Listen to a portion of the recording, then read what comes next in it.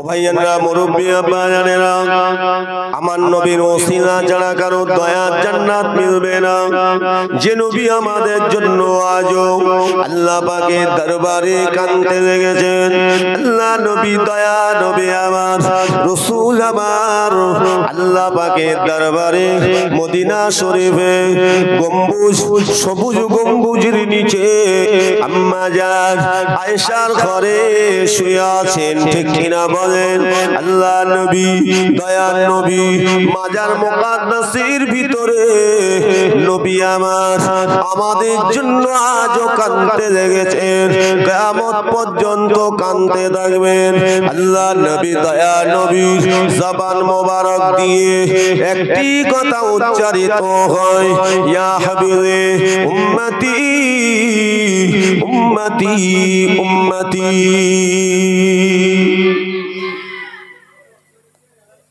ইয়া হাবিবি উম্মতি উম্মতি। আমার নবী হলেন হায়াতুন নবী, জিন্দা নবী। আমার নবী মুর্দা নবী না তো। কথা বলে আমার আপনার নবী কি নবী? সবাই একসাথে বলে জিন্দা নবী। তাহলে কি আমার নবীর মউত হয়নি? হ্যাঁ, আমার নবী মউতের পেয়ালা চাকা হয়ে গেছে। তাহলে আমার নবী কিভাবে হায়াতে আছে? ও ভাইজানেরা মুরব্বি আব্বাজানেরা, আল্লাহ পাক আল্লাহ তাআলা আমার আপনার নবী আল্লাহ পাক আল্লাহ তাআলা যখন ডেকে নিয়েছিলেন, নবী যখন দুনিয়ার বুক থেকে বিদায় হয়েছিলেন, মালাকুল মউত হযরতে আজরাইল আলাইহিস সালাম আমার আপনার নবীর জানটা যখন কবজ করেছিলেন, আদবের সঙ্গে সম্মানের সঙ্গে জানকে কবজ করে আল্লাহ পাকের দরবারে নিয়ে গেছিলেন। আমার আল্লাহ কে বলেছিলেন, আল্লাহ পাক আপনার পেয়ারা হাবিবের রূহ মোবারকটা এনেছি। আল্লাহ আল্লাহ আপনার হাবিবের রূহ মোবারকটা কোন জায়গায় রাখবো? যেখানে নবীদের রূহ মোবারক আছে সেখানে কি রাখবো? আল্লাহ পাক বলেছিলেন, না, আমার হাবিবের রূহটা ওই জায়গায় রাখা যাবে না। আল্লাহ পাক আপনার হাবিবের রূহটাকে আপনার জান্নাতের মধ্যে কে রাখবো? আমার আল্লাহ বলেছিলেন, না, তাহলে আপনার আরশে আজিমে কি রাখবেন? আমার আল্লাহ বলেছিলেন, না, এই আজরাইল আমার হাবিবের মউতের পেয়ালা চাকা হয়ে গেছে, আমার হাবিব মউতের পেয়ালা চেকে ফেলেছে। আমার হাবিবের রূহটা আমার হাবিবের রূহটা যেখান থেকে বার করেছিলেন, আবার আমি আল্লাহ আমার নির্দেশে সেই জায়গায় পৌঁছে দাও। এই জন্য আমার নবী হলেন জিন্দা নবী। জোরে বলো সুবহানাল্লাহ। আমি আপনি যখন মারা যাব, আল্লাহ যেন ইমানি হালতে মউত নসিব করেন, বলুন আমিন। কিন্তু আপনার আমার যদি ইমানি হালতে মউত হয়, ইমানদারের রূহটা সাত তবক আসমানের উপরে ইল্লিন নামক জায়গায় আল্লাহ রেখে দেখে। আর বদকার অপরাধীদের রূহটা সাত তবক জমিনের নিচে সিজ্জিদ নামক জায়গাতে আল্লাহ পাক ওই কঠিন জায়গায় আল্লাহ পাক তাকে রেখে দেবে, ঠিক না ভো? কিন্তু আমার আপনার নবীর রূহ মোবারকটাকে আল্লাহ পাক আমার নবীর নূরের চেহারার ভিতরে আবাদ দিয়ে দিলেন। জোরে বলো সুবহানাল্লাহ। এই জন্য আমার নবী হলেন জিন্দা নবী। একটু জোরে বলা যাবে? এ মুসলমান ঘরের ছেলেরা, যুবকেরা, হযরত আবু বকর সিদ্দিক রাদিয়াল্লাহু তাআলা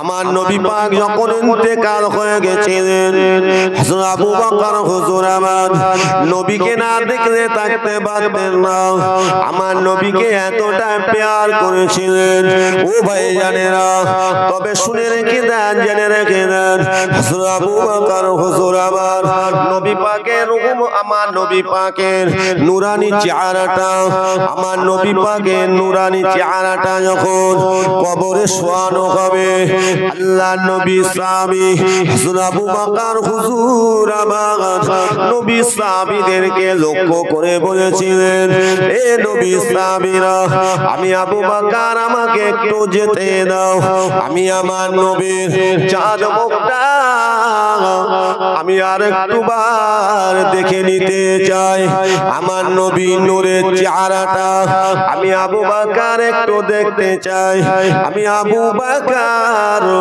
আমার কলিজা খানা ফেটে যায় নবীকে এতটা ভালোবাসতেন হযরত আবু বকর সিদ্দিক রাদিয়াল্লাহু তাআলা আনহু হুজুর আমার নবী পাক সাল্লাল্লাহু আলাইহি ওই কবরে যেখানে নবীকে শোয়ালেন হযরত আবু বকর হুজুর তিনিও নেমে পড়েছিলেন জোরে বলো সুবহানাল্লাহ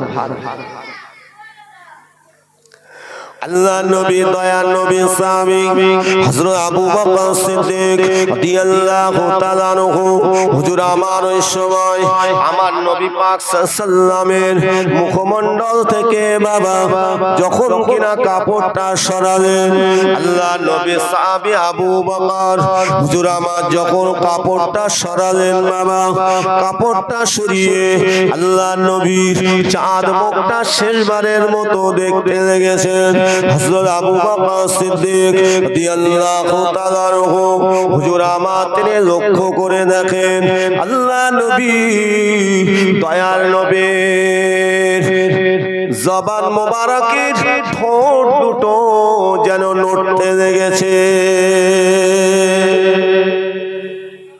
ঠোঁট দুটো যেন নড়ছে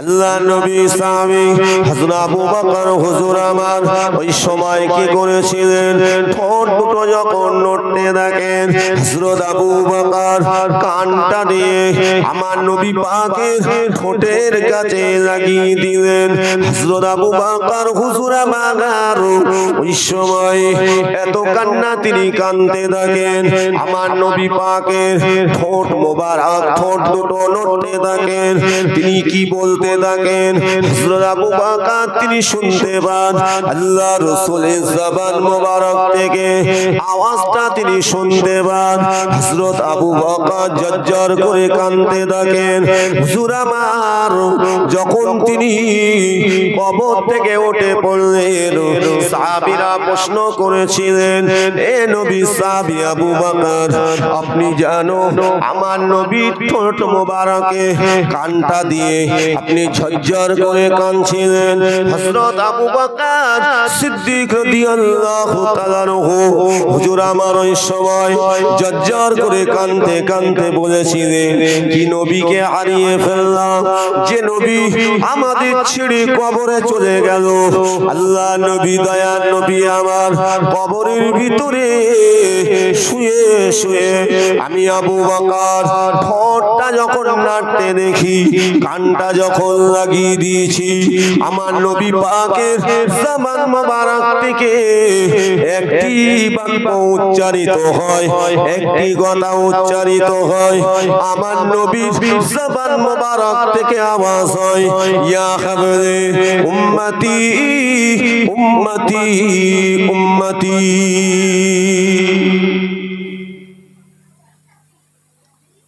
বাবা সেই নবী আমাদেরকে কতটা ভালোবাসে আমার নবী চায় না যে আমার একটি উম্মত জাহান্নামে চলে যাক আমার নবী চান না নিজে মার খেয়েছেন অত্যাচার সহ্য করেছেন কিন্তু নবী একটি বারের জন্য আমার আপনার নবী বদদোয়া করেননি জোরে বলুন সুবহানাল্লাহ আমরা সেই নবীর উম্মত যে নবীর ভিতরে আল্লাহ এত ধৈর্য দিয়েছিলেন, আমরা সেই নবীর উম্মত, আমাদের মধ্যে কতটা ধৈর্য আছে বাবা? সবর আছে না? আমাদের রাগ প্রচন্ড।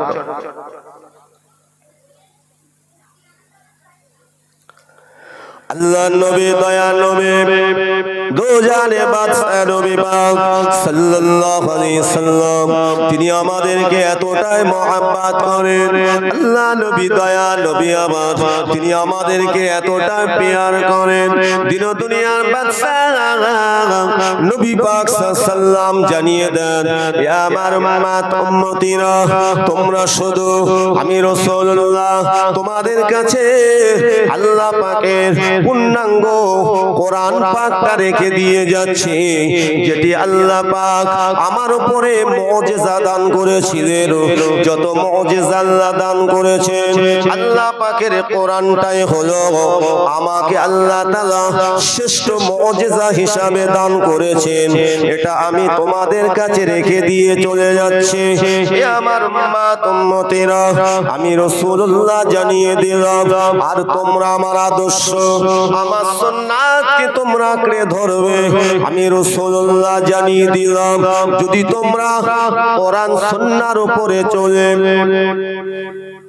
আজ যদি ইমানি হালতে কবরে আসতে পারো, আমি রাসূলুল্লাহ জানিয়ে দিলাম, কিয়ামতের দিন কঠিন হাসরের দিনে আমি তোমাদের জন্য আল্লাহ পাকের দরবারে সুপারিশি করিয়ে আল্লাহ তাআলার দয়ার জান্নাতে নিয়ে যাব।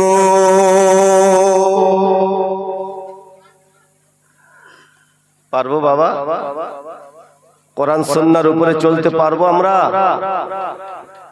না চলতে পারলে তো বড় ভয়। কি আমার আলোচনা আপনার কষ্ট পাচ্ছেন নাকি? অসুবিধা হচ্ছে না তো? নবীর কথা বলছি, সাহাবীদের কথা বলছি। মুসলমান আমরা মুমিন হয়ে যায়। মুমিন হতে গেলে আপনাকে আমাকে পরিপূর্ণ নামাজি হতে হবে। আমি আপনি যদি পরিপূর্ণ নামাজি হতে পারি, আল্লাহ যদি আপনার নামাজকে কবুল করেন, যার নামাজ কবুল হবে তার দ্বারাই কোনোদিন কোনো খারাপ কাজ হবে না। ঠিক না? দায় সারা নামাজ পড়লে হবে না। এই মাহে শাবান চাঁদ আর কয়েকদিন বাদে একটা রাত আসছে, যে রাতটা হলো লাইলাতুল বারাত। অনেকে আমরা রাত জেগে ইবাদত করি, ঠিক কিনা? নফল ইবাদত, কিন্তু ফরজ যদি বাদ দেই হবে বাবা? অনেকে জিয়ারত করে, মাগরিবের নামাজ পড়ে না, আসর পড়ে না, ওই রাতে রাত জেগে জেগে কি বাবা নফল ইবাদত করছে, ফরজটাকে বাদ দিয়ে। ও মুসলমান শুনে রাখেন, আপনি যত বেশি নফল ইবাদত করবেন, আপনার আমলনামাতে আল্লাহ তত বেশি নেকি দেবেন। আল্লাহ আপনার ঈমানকে তাজা করবেন, মজবুত করবেন। তবে আল্লাহ পাকের ফরজে আইন, আল্লাহ পাকের হুকুমটাকে বাদ দিয়ে নয়, দিনে রাতে 5 ওয়াক্ত নামাজ প্রত্যেক মুসলমান নরনারী যার উপরে আল্লাহ পাক আল্লাহ তাআলা মনোনীত ধর্ম, আল্লাহ পাক আল্লাহ তাআলা রব্বুল আলামিন যখন থেকে ফরজ করে দেবেন, আল্লাহর হুকুম নামাজটা তারা আদায় করতে হবে। ঠিক তো নাকি? নামাজ বাদ দিয়ে কিছু হবে না বাবা। নামাজই হলো জান্নাতের রাস্তা। জোরে বলবেন না? as-salatu mi'rajul mu'minin, নামাজ হলো মুমিনদের জন্য আল্লাহ পাকের দিদার।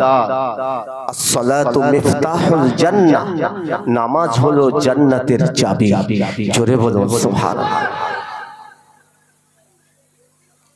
তাই এই শাবান চাঁদে এই জান্নাতি বাগানে এই ঈদগাহ ময়দানে আমরা নিয়ত করে নেই।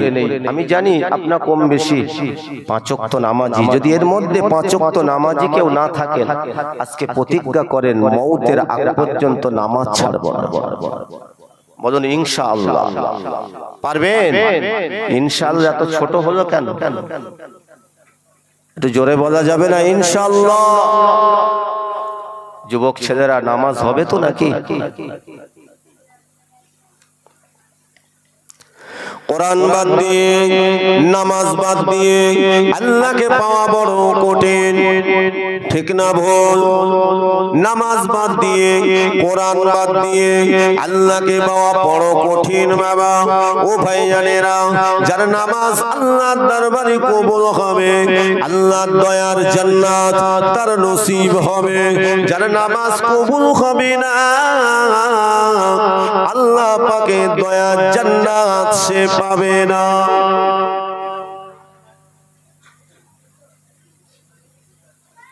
নামাজ পড়তে হবে আল্লাহর সন্তুষ্টি লাভের জন্য, আল্লাহর হুকুমটাকে পালন করার জন্য।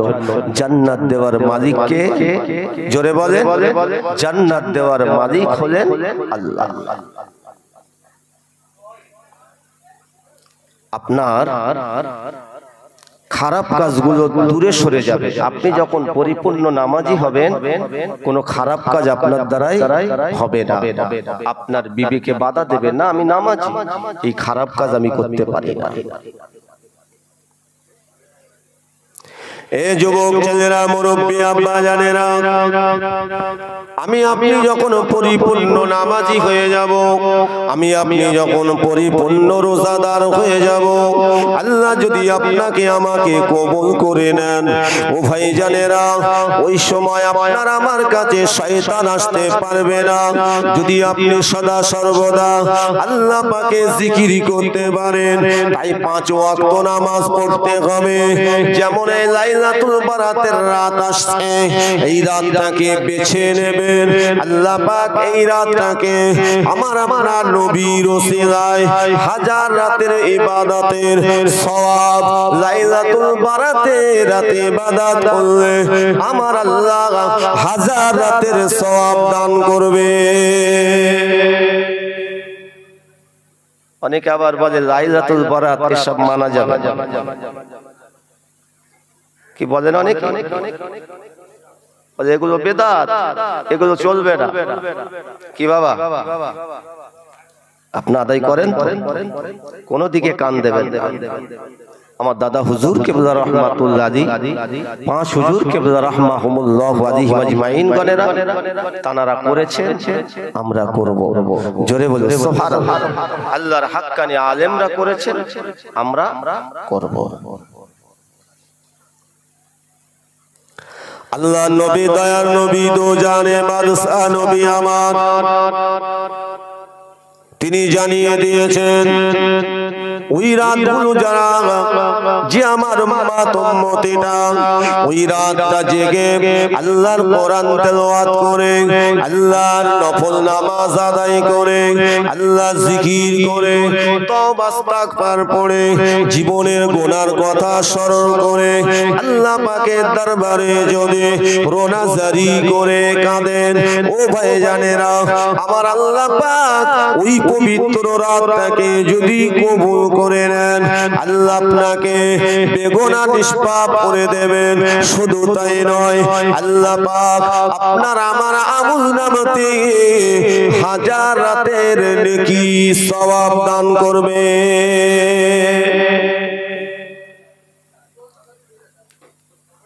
এই মাসটা আমরা পরিবর্তন হয়ে যায়, কেননা আল্লাহ যদি হায়াত দারাজ করেন, সামনে আছে মাহে রমজান। রমজান মাসে রোজা আদায় করব তো বলেন, বলেন ইনশাআল্লাহ। আল্লাহ যদি হায়াতে রাখেন, আল্লাহর কাছে আরজু করি আল্লাহ মাহে রমজান আমাদের নসিব করবেন। কেন? আল্লাহর কোরআন মাহে রমজান মাসে নাজিল হয়েছিল। জোরে বলে সুবহানাল্লাহ। ঠিক কিনা বলেন? আল্লাহ পাক মাহে রমজান মাস, আল্লাহ পাক রহমত, মাগফিরাত, নাজাত দান করেন। রমজান মাসে আল্লাহ পাক আল্লাহ তাআলা কবরবাসীদের কবরের আযাবকে maaf করে দেন। জোরে বলো সুবহানাল্লাহ। ও ভাইজানেরা, মুরব্বী আব্বা জানেরা, যে কথা বলতে বলতে এত দূর চলে আসলাম। নবীকে মহব্বত করুন, নবীকে ভালোবাসুন। আমার নবীকে যারা মহব্বত করেছিলেন, আমার আপনার নবীকে যারা ভালোবেসেছিলেন, তাদের দিকে শিক্ষা নেন। আমার আপনার নবীকে জীবনের থেকে বেশি মহব্বত করেছিলেন হযরতে বেলাল। নাম শুনেছেন? হযরত বেলালকে চেনেন না এমন কেউ আছেন?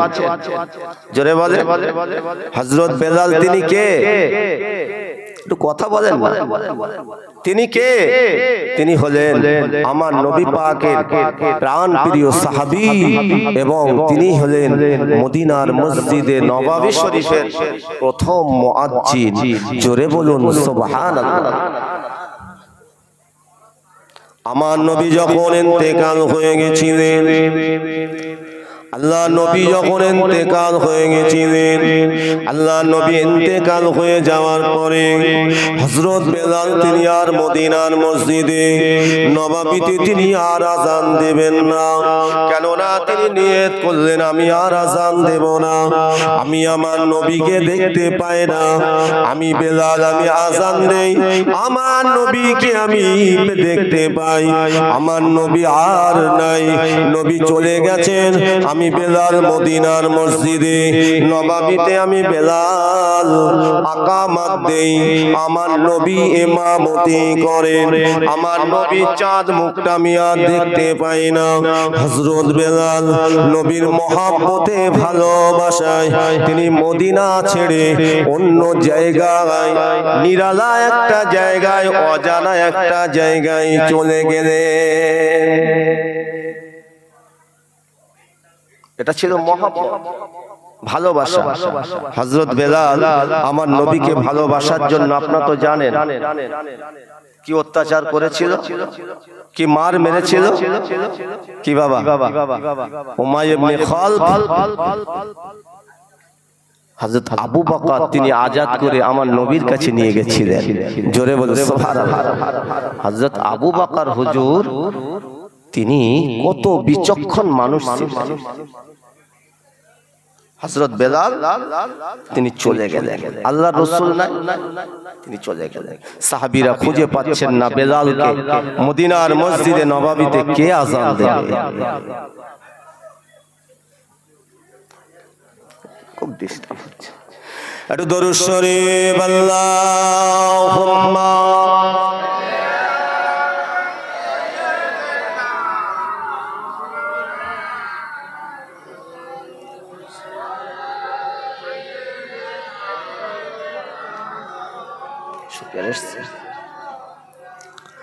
দেখো কেমন ঈমান এনেছে আমার নবীর সাহাবারা, সে যুগের সাহাবারা। দেখো কেমন ঈমান এনেছে আমার নবীর সাহাবারা, সে যুগের সাহাবারা। গোপন বেলাল ঈমান আনিল, পড়ে লা ইলাহা ইল্লাল্লাহ। দেখো কেমন ঈমান এনেছে আমার নবীর সাহাবারা, সে যুগের সাহাবারা। আল্লাহুম্মা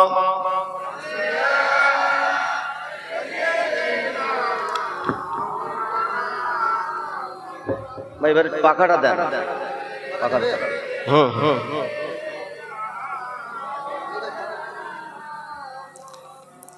এক মুনিবের নিকট বেলাল গোলাম হয়ে থাকি, চোখের আড়ালে বেলাল কোরআন পড়া শেখে। চোখের আড়ালে বেলাল কুরআন পড়া শেখে বিতরাগাতি সারা অঙ্গি বই রকুতির ঝর্ণা ধারা দেখো কেমন ঈমান নিয়েছি আমার নবীর সাহাবারা সে যুগের সাহাবারা আল্লাহুম্মা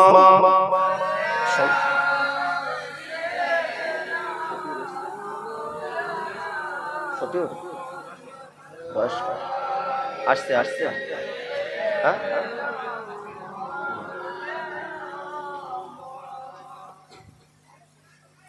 গলায় রশি দিয়ে বেঁধে মক্কা নগরে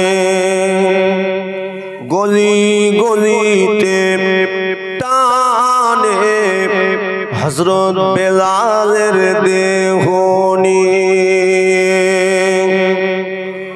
উটের উজুড়ি গলায় ঝুলিয়ে করছে তামাশা ইহুদি নাসারা দেখো কেমন ঈমান এনেছে আমার নবীর সাহাবারা সে যুগের সাহাবারা আল্লাহুম্মা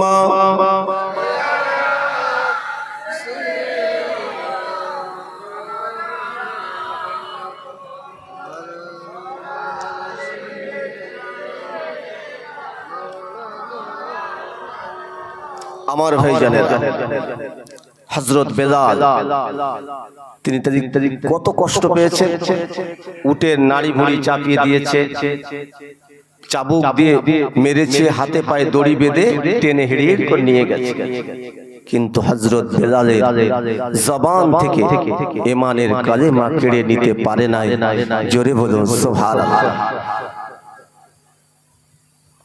এই মুসলমান ঘরের ছেলেরা যুবকেরা হযরত বেলাল তিনি চলে গেলেন হযরত বেলাল তিনি অনেক দূরে চলে গেলেন অনেক দিন তিনি আসছেন না আমার নবী নাই তিনি আর আসছেন না মদিনা শরীফে আল্লাহর রাসূলকে হারিয়ে সাহাবীরা চোখের পানি রাখতে পাচ্ছেন না এদিকে হযরত বেলাল তানাকেও খুঁজে পাওয়া যাচ্ছে না ও ভাইজানেরা মুরব্বি আব্বা জানেরা দেখতে পাওয়া যায় বাবা হযরত বেলাল রাদিয়াল্লাহু তাআলা আনহু বেশ অনেক দিন হয়ে গেছে তিনি আর মদিনা শরীফের দিকে আসছেন না হযরত বেলাল শুধু আমার নবীর মহব্বতে কেঁদে জারে জার হয়ে যান সজ্জল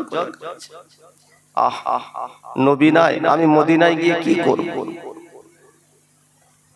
হযরত বেলাল রাদিয়াল্লাহু তাআলা হুজুর আমার তিনি এমন কথা মনে করে তিনি যখন রাতের বেলা একটু ঘুমিয়ে পড়লেন একটু নিদ্রায় চলে গেলেন হযরত বেলাল রাদিয়াল্লাহু তাআলা হুজুর আমার শয়নের স্বপ্নে দেখতে লেগেছেন আল্লাহর নবী দিল দুনিয়ার বাদশা হাবিবুল্লাহ জনাবে মুহাম্মদুর রাসূলুল্লাহ সাল্লাল্লাহু আলাইহি সাল্লাম আমার নবী জানাতে থাকেন বাবা বেলাল ও বাবা বেলাল তুমি কি আমার উপরে রাগ করেছো বাবা তুমি কি আমার উপরে কষ্ট পেয়েছো নাকি তুমি মদিনাবাসীর উপরে কি রাগ করে চলে গেলে বাবা বাবা বেলাল রে কেন তুমি এত দূরে রয়েছো আমি রাসূলুল্লাহ আমার থেকে কেন তুমি দূরে রয়েছো এই কথা যখন বলেছে হযরত বেলাল রাদিয়াল্লাহু তাআলা আনহু তিনি স্বপ্ন যোগে দেখলেন আমার নবী পাক সাল্লাল্লাহু আলাইহি ওয়াসাল্লাম নূরের চেহারাটা দেখালেন এবং জবান মোবারক থেকে বলতে লাগলেন, বাবা বেলাল তুমি আমাকে ভুলে গেলে কি বাবা? হযরত বেলালের যখন ঘুম ভেঙে গেছে তিনি আর স্থির থাকতে পারে? কথা বলে তিনি আর স্থির থাকতে পারেন?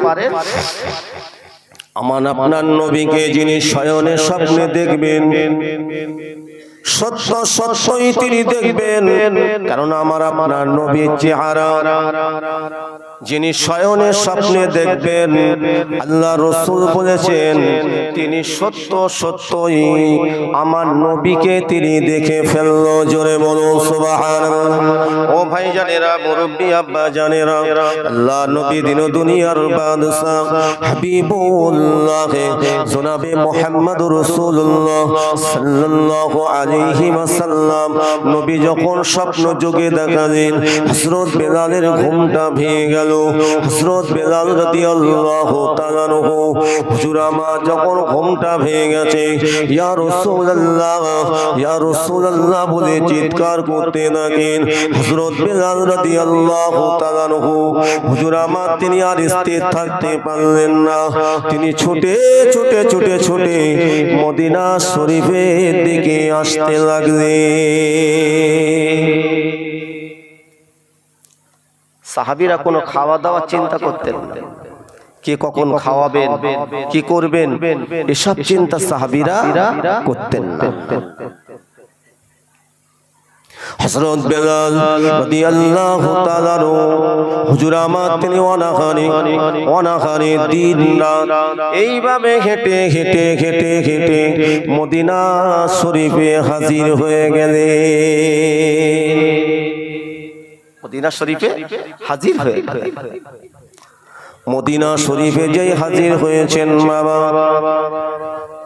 আল্লাহ নবী দয়া নবী সাহাবীরা হযরত বেলালকে দেখতে পেয়ে সকলে কেঁদে জারে যা হয়ে যান। এ বাবা বেলাল, কেউ বলছে ভাই বেলাল আপনি কোথায় ছিলেন, আপনাকে আমরা খুঁজে খুঁজে পাই না, নবী নাই আর আপনিও চলে গেছেন, আমাদের বুকটা যেন হালকা হয়ে গেছে। এ ভাই বেলাল, এ বাবা বেলাল আপনি এতদিন কোথায় ছিলেন একবার বলুন। কাঁদছেন সাহাবীরা যত কাঁদেন হযরত বেলাল তত কাঁদেন। মুসলমান ঘরের ছেলেরা যুবকেরা, আমার মুরব্বি আব্বা জানেরা, হযরত বেলাল ঝরঝর ঝরঝর করে কাঁদতে থাকেন। আমি এখনই আমার নবী পাকের রওজা পাকের সামনে আমি হাজির হয়ে যাব। হযরত বেলাল আমার নবীর রওজা শরীফের সামনে দাঁড়িয়ে আল্লাহ নবীকে সালাম দেন, আসসালামু আলাইকা ইয়া রাসূলুল্লাহ, আসসালামু আলাইকা ইয়া হাবিবাল্লাহ। হযরত বেলাল সালাম দিয়ে ঝরঝর ঝরঝর করে কাঁদছে, চোখের পানিতে হযরত বেলালের বুকটা ভিজে যাচ্ছে।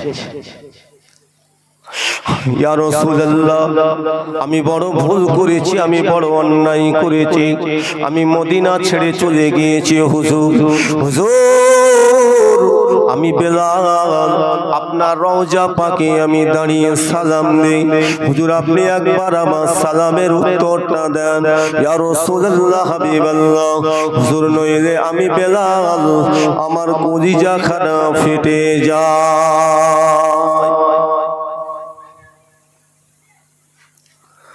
ও ভাই জানেরা, হযরত বেলাল রাদিয়াল্লাহু তাআলা আমার নবী পাকের রওজা পাকে দাঁড়িয়ে আল্লাহ পাকের দরবারে দুটো হাত তুলে রোনা জারি করে দোয়া করেন আর কাঁদতে থাকেন।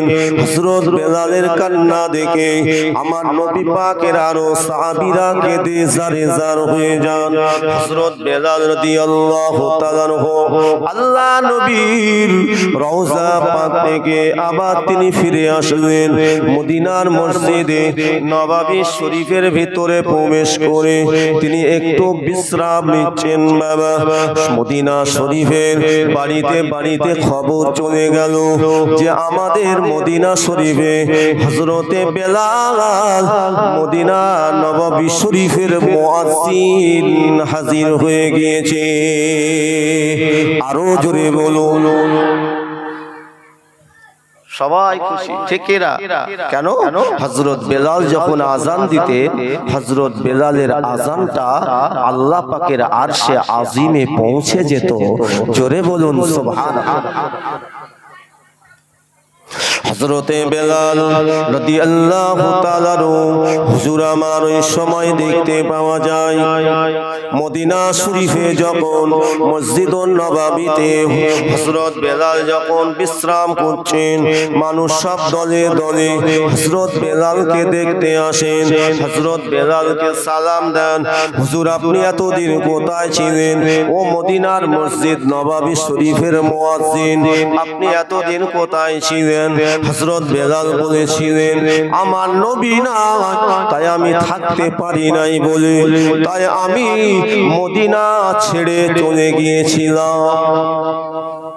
কিন্তু নবী আমার শয়নে স্বপ্নে জানিয়েছে, তাই আমি নবীর মহব্বতে আমি বেলাল আবার ফিরে চলে এসেছি। জোরে বলো সুবহানাল্লাহ। এইভাবে সময় যেতে যেতে নববী শরীফে ওয়াক্ত হয়ে গেল, আজানের সময় হয়ে গেল। মাশাআল্লাহ, আমার ভাই আসছে, আমরা একটু তাকবীর দেই। নারে তাকবীর, নারে তাকবীর। জনাব আলহাজ হযরত মাওলানা শফিউর রহমান সাহেব, জনাব আলহাজ হযরত মাওলানা শফিউর রহমান সাহেব, নারে তাকবীর।